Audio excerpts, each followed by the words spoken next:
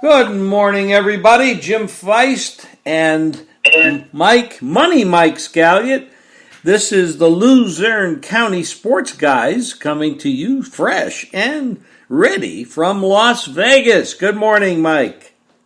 How you doing, Big Jim? We have to pick up a little ground today. We last week wasn't so generous to the boys. I know that I'm hearing some noise from back in Luzerne County and down in Laurel, Maryland. I'm hearing people complaining. And I said, well, we had 2 strong weeks, fellas. You know, the NFL, it's a not for long league, so you can't get crazy and expect 6-0 every week. But I believe I went 2-3.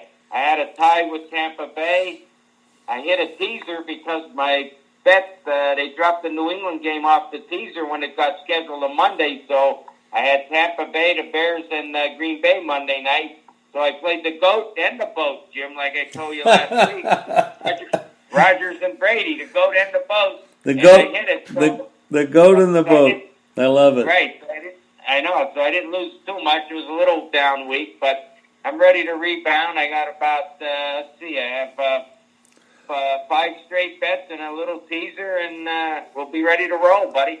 Well, we start tonight. You got Tampa Bay going up to Chicago. Typically, Thursday night, home teams have an advantage because it's a short week and they don't have to travel. But neither one of us agree with that this week. The Chicago does not look good. They brought in Foles for Trubisky, but he didn't play all that well. I mean, they're not a great team. I know they have a great record so far, but it's delusional in my opinion. Tampa has a lot of injuries, and that is a problem. And they'll be on a short week because they're going to play, later this week. So what do you think, Mike? Well, I laid 3 with Tampa Bay. I know they have some injuries, but look what Aaron Rodgers did Monday night. He had receivers that just walked out of Walmart at 3 p.m. to go suit up and play for him, and he didn't have a problem putting 30 on the board. But like you said, but that was the Falcons who can't win a game. But the Bears, you're right, 3-1. Who'd they beat? Detroit. Atlanta blew a game to them. Detroit had a big lead, blew that game to them. I think they jumped the gun here with Trubisky. I would have thought they would have came back and started him last week just because Foles pulled that game out against a poor Atlanta defense. I know he won the Super Bowl, Nick Foles, but he's a better 6-man player off the bench than a starter. And I think Brady, he has enough weapons. He has the tight ends. He has the running back Jones, and Fournette and Evans may play, and Sims. If they play, that gives them a little help. Their defense knows they're going to have to step it up a little bit tonight and put the pressure on Foles because he can't run. He's back there. He's like Brady. He's a statue. So I think 3 is a short price on a stronger team. You know what I mean? So we'll see what happens. Well, we know that you look at the schedule. The question here is Tampa's the better team. I think they have a better coach. Their defense is strong. The problem here is a lot of times you get these teams that are better and they don't focus if they have what they think is a weak opponent. Now, Tampa has Green Bay Packers coming up in their next game, which is something they could easily focus on. They'll be at home against the Packers, but that's a tough matchup with Aaron Rodgers. But let's look back at this sort of relationship between Foles and Brady. A couple years ago, they played against each other, albeit they were with different teams. It was the Patriots against the Eagles, and it was in a Super Bowl. And in that game, Foles, of course, was absolutely amazing. So was Brady. I mean, he did throw for over 500 yards in the game. They lost. The Eagles beat them. So that is a little something that could be sticking in the craw for Brady tonight, and I think it might be because he's got everybody has a little revenge in their system. They lose to somebody, they want to beat them the next time out. So I think that's a key. I believe you, Jim. I think that'll be a key tonight, and they'll be fired up for this game. So let's see what happens tonight. We'll start off with that play at Tampa Bay -3. Now, I'm not going to skip over to this, but I just want to let everybody know it looks like the Chargers-Saints Monday night game will not be played in New Orleans. They'll be played in Indianapolis. That's what I'm hearing. Have you heard that? That's what I was hearing. It wasn't final yet. I mean, I'm going to use the Saints in my final team in a teaser because it'll be indoors. There's no fans, so I don't think it really matters. You know, the Saints came back last week and won that tight game with Detroit, but they should be ready at home to beat Herbert, put the pressure on the rookie, and see what happens. So starting off this week on the Sunday card, we got the Panthers against the winless Falcons, who probably will be. It's either I think it's either going to be Matt Patricia or Dan Quinn, the next coach fired. So it really could depend on this game. And the Falcons are home. They're a 1 or 2 point favorite over the Panthers, who are playing really well. They're 2-2 on the season, but Bridgewater is playing great. They got a rookie coach. He came out of college. He's over there now, and they're doing a pretty good job in the Panthers. Even though they lost one of the best running backs in football, McCaffrey, they're playing really well. Yeah, I had them last week against Arizona, and I'm going to take them Sunday +1.5, and use them in a 7-point teaser. Why not? I mean, Mike Davis is running the ball well. Bridgewater is familiar with this Falcon team. He played against them when he was with the Saints. I mean, and I think Julio Jones probably missed another game. I mean, he played a little bit Monday night, and then the hamstring acted up. So, their defense is just flat out bad, the Falcons, and the coaching I don't like at all. So, when a favorite is a short number, like I always said, when they're less than 3 favorite at home, it's telling me bet the road team, and I'll bet them till the end. So I'll take the Panthers there +1.5, Jim. Well, our Las Vegas Raiders are going to travel to the Chiefs, and that's never when you're looking at Patrick Mahomes across the field, that's never pleasant. 13, I see some numbers out here on this, 11.5, 12, 13, depending on what book you look at. The Chiefs are favored at home against the Raiders. So that's one game. And then, of course, we got the Broncos going to the Patriots. We don't know what's going on there with the Patriots and Cam Newton, and the Broncos have a bunch of injuries as well. This one of the crazy years that we're dealing with here. 2020 is going to go down in history as one of the strangest years ever. And sadly, with all the COVID and everything and the people dying, it's a mess. And it's election year, too. Make everybody go out there and vote because that's big. Exercise your rights. So we got the Chiefs, Raiders. You got Broncos, Patriots. These games are kind of circled in the books because of the injury issues with all these teams. I hear you, Jim. I would lean with the Chiefs. I know I'm seeing a high number, 12.5, 12, and that, like you're saying, a high number. But the Raiders' defense is really bad. I mean, really bad. I know it's a short week for the Chiefs, but the Raiders, with that COVID issue, and they have some injuries. I think the Chiefs can name their score almost any week. I mean, they got lucky Monday night, I believe, on that one play where Mahomes, to me, that was a fumble or an interception. He put the ball up in the air, and he wasn't on the ground. They blew that whistle a little too soon, and the score at that time was 6-3. Patriots get a touchdown there. Who knows? I mean, Hoyer and Stidham are no bargain, but you never know.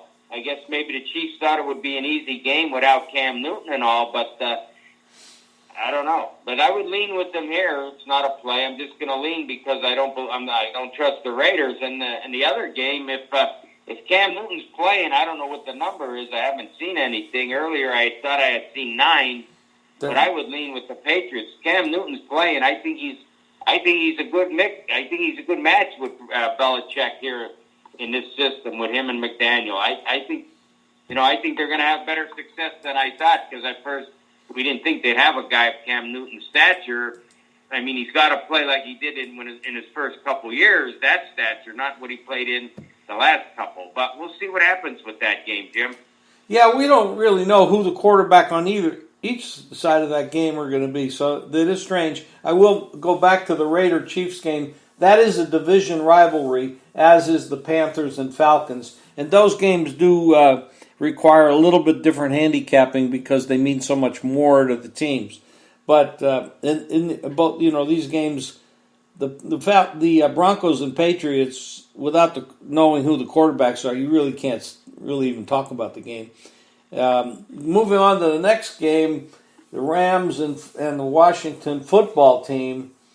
You're looking at a 7.5 point. Rams are favored, and they've made a quarterback change for Washington. I believe they're going with Flacco, or no, they're going with Kyle Allen. Right. Kyle Allen.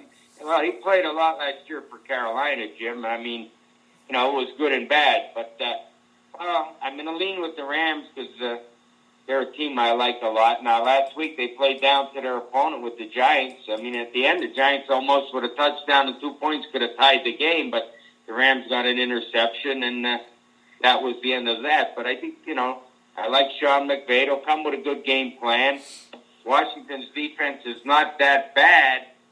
So if it's over 7, it's hard to play this game, really. Like I said, I'll lean with the Rams, but it could be a tight game. You're on the road, you're traveling east. This is like the third trip for the Rams back east. They went to Philly, Buffalo, and now Washington. So it puts a little wear and tear on you, you know what I mean? Sure does. Now we had the first coaching change of the year. It was Houston.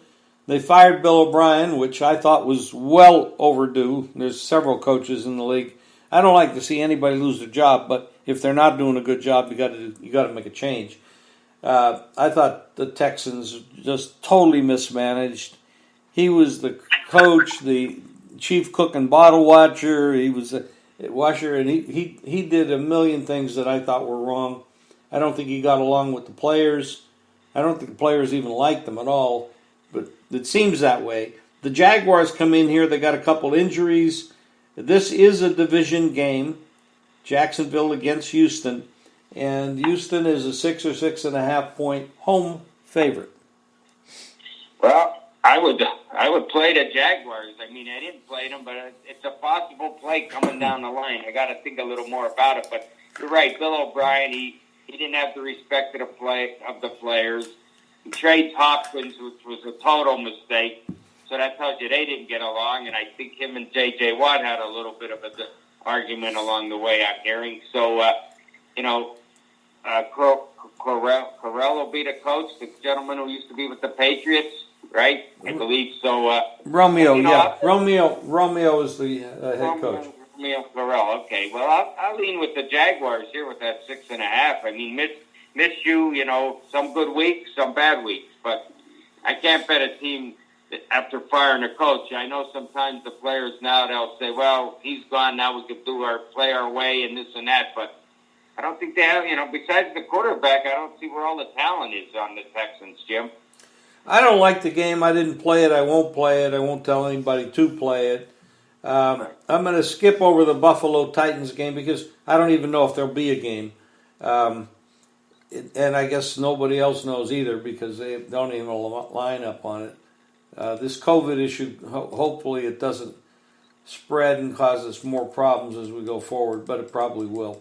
The Arizona Cardinals, who have slipped the last couple of weeks, are a 7-point favorite at the Jets. The Jets did make a quarterback change, and Flacco will be the starting quarterback. A lot of experience, but he's an old hand that really hasn't done much in the last few years. This is a strange club. This is another one of those coaches in Adam Gase that is probably looking at the door soon.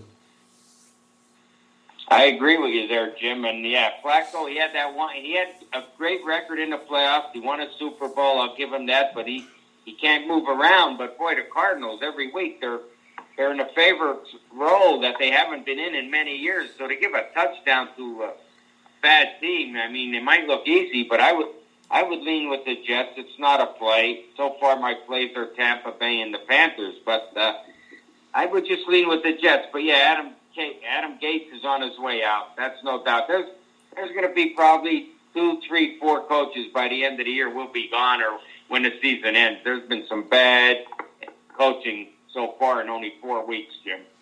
There really has, and I don't know where the hell they're going to get all the replacements from. I guess you just got to keep trying. But let's talk about the next game, which is kind of interesting. We've got a team, an up-and-coming team in the Cincinnati Bengals. Number 1 draft choice, Joe Burrow. He's got 3 games in a row. He's thrown for over 300 yards. He tied Philly, and he won last week. They're going to the Ravens now. This is a division game. I know that the Ravens are one of the top 2 rated teams in football, and some, I think a little bit overrated to say they're number 1. Now, I'd say they're number 3, but they're 13-point favorite, but there's a lot of books don't have it up, and the reason they don't have it up is Lamar Jackson mispracticed. He has a little bit of a knee issue, and quite frankly, I don't think anybody really knows what's going to happen with that. But if we're looking at a 13-point line, if that's the case, I would have to, and Jackson plays, I would have to look at the dog. I could never lay that kind of a number in a division game against a team that's actually playing pretty good.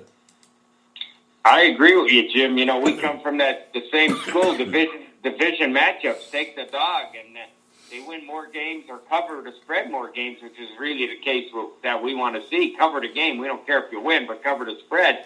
And we've seen that over the years, and this is another case of that. And now that you're mentioning about Jackson having with the knee issue, I'm going to lean to the Bengals, but it could be another case where I may throw them in the mix. The Bengals, Joe Burrow's playing good. He's a young kid. I think he's going to be a star in the league, and like I said, that's a big number. I mean, I don't know who their backup is on the Ravens. Do you, Jim?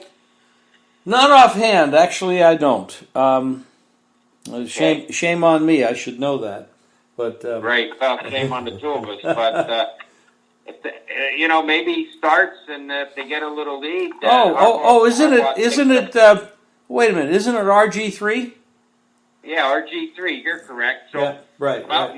maybe they start him, or they start Jackson. If he gets the lead, Harbaugh takes him out so he doesn't get hurt and he stays healthy. But I think you could play RG3 in this game, and then that number really looks big. You know what I'm saying? I think he can beat the Bengals, but I don't think by 2 touchdowns. I don't think so. Well, if RG3 plays, that line will go down under 10. They'll move that line down probably the 9 in that spot. But still, I would not. I wouldn't lay 9 with RG3. I'd still be on the dog either way. Right. Now, yeah, I hear you. The next game I lost with Miami last week, I went against Seattle. I'm a big Seattle Russell Wilson fan, but I didn't think it was a good spot for them. And I'm not making any excuses. It's just one of those things. Miami, we know they're not great, but they are not terrible either. They did march up and down the field and score 6 times in that game. And it still wasn't enough to cover. I think they lost by 8, and the opening number was 7, so a lot of people had to take 6. But Miami's heading out to the 49ers. Now, the 49ers last week lost a game they should not have lost. I mean, they did not. And Philadelphia beat them, but really it was the Niners that beat themselves. And it was because their backup quarterback, who I was really high on, Mullen, had an absolutely horrible day.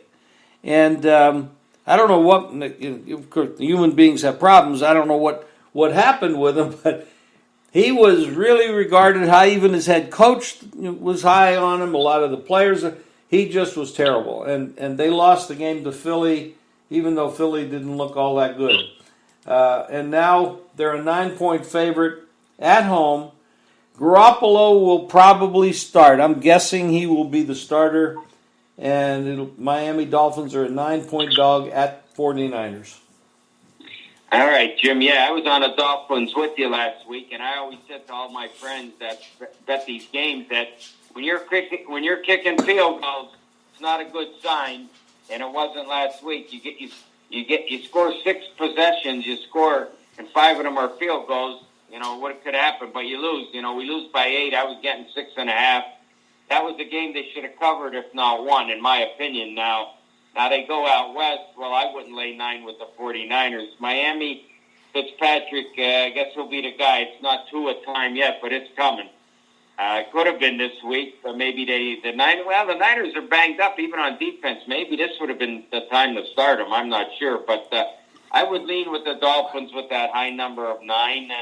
Garoppolo comes back, Kittle's there, but like you said, Sunday night I didn't watch much of the game. I know Mullins looked like he just came out of high school. Maybe he played terrible.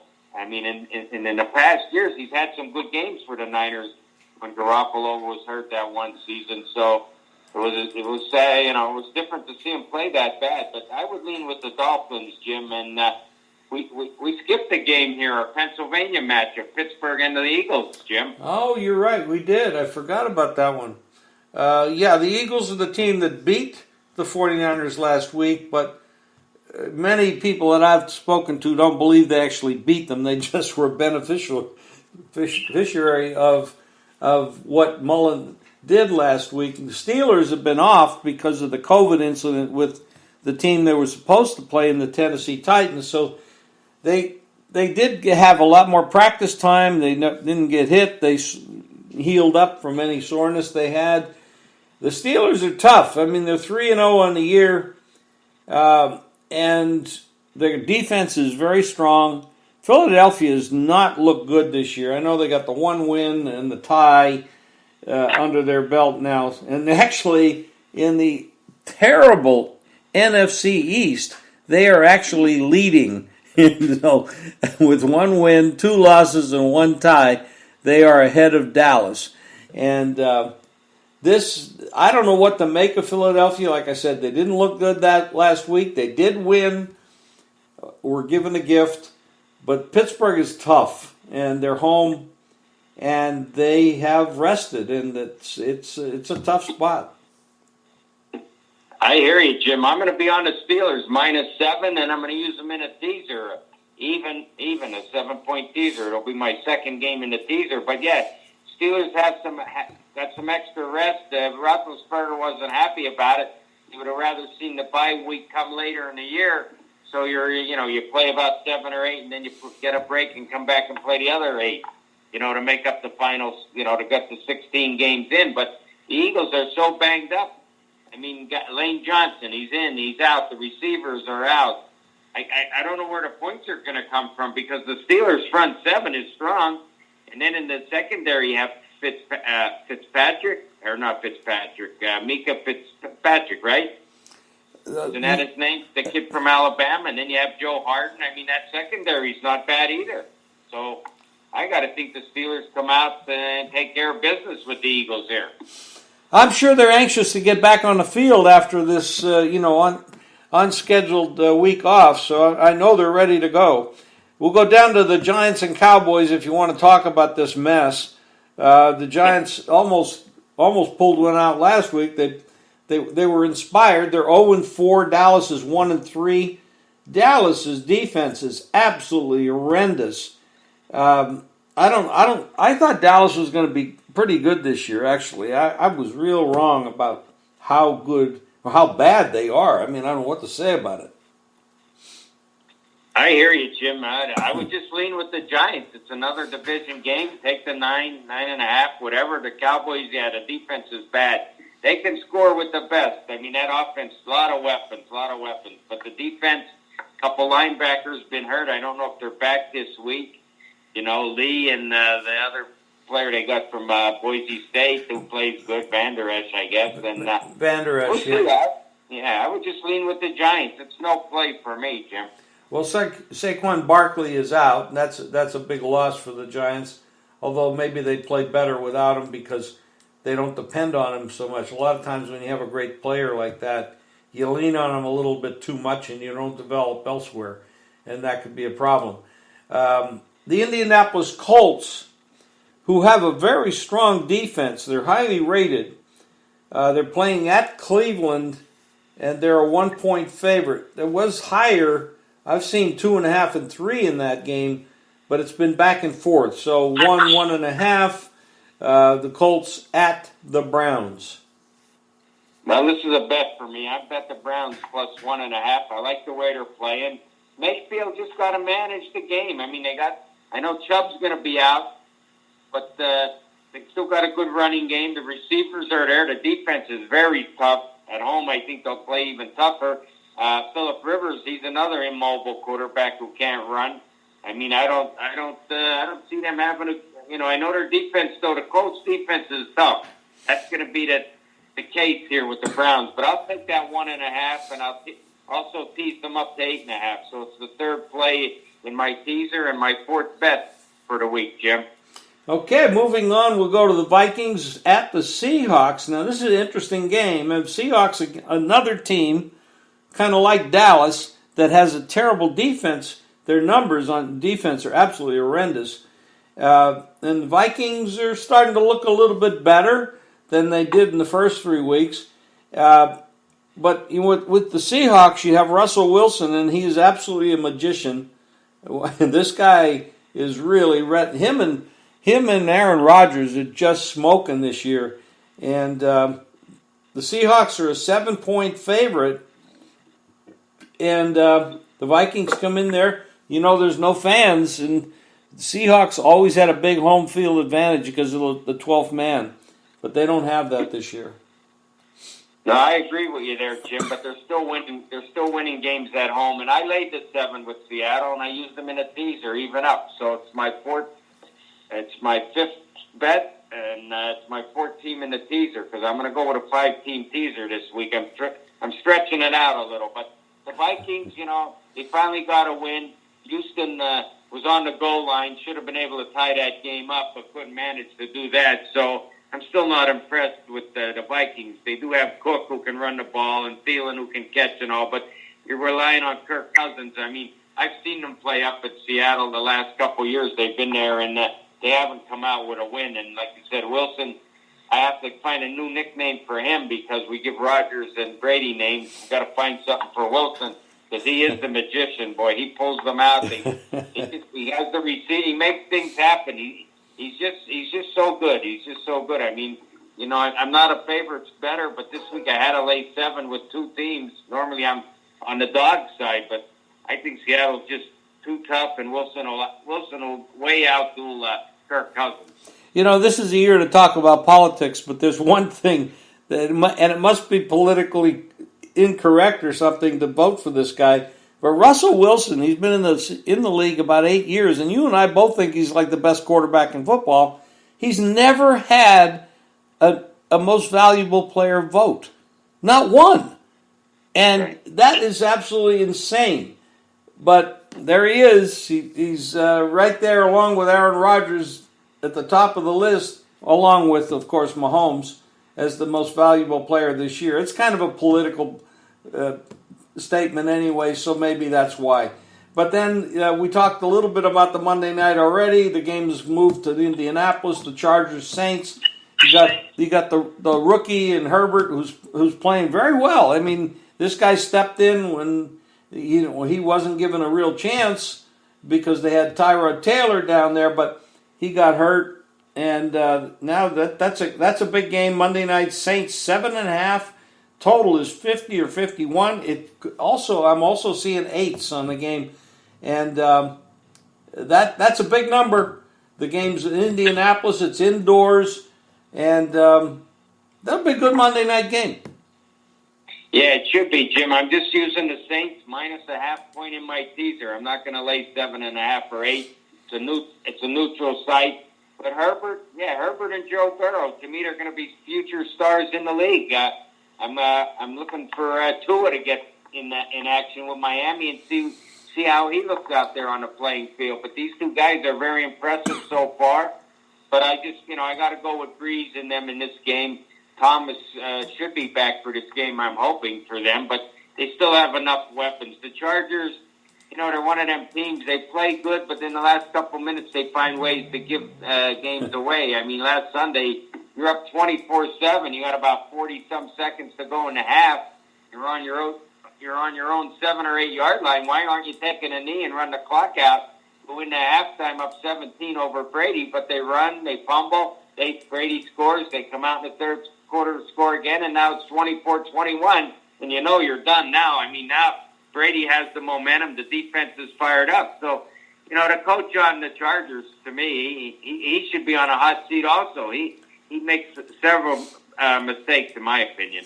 Yeah, there's a half a dozen guys in the NFL that don't look like head coaches, but they're there, and I guess it's hard to find good replacements. But that's a great podcast, Mike. I appreciate this. I'll see you for lunch a little while later, and let's have another good week. I know we got to pick ourselves up from last week. I did okay in the totals, which kept me on the profit side, but the sides was 1 minus. I think I was 3 and 4 or 2 and 3 on the sides. But so we'll pick it back up this week. All right, Jim. I'll see you at our favorite lunch spot, Dom DeMarco's, up there on West Charleston, for a great lunch today. Thank you. Okay, Mike. Thank you. Bye-bye. Okay, JimFeist.com. You'll pick up all our podcasts, our games, our sides.